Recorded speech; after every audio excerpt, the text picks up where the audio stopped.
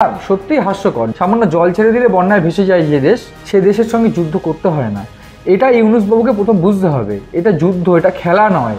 পাশাপাশি একটা বিষয় আমি বলতে চাইবো যে পাক একজন বিদেশ সচিব, তার বক্তব্য, তিনি কিন্তু একটা গোয়েন্দা রিপোর্ট তুলে বলছেন, তিনি কিন্তু পাকিস্তানকে সাবধান করছেন এবং তিনি কিন্তু পরিষ্কার জানাচ্ছেন যে ভারত কিন্তু প্রত্যাঘাত নিতে পারে।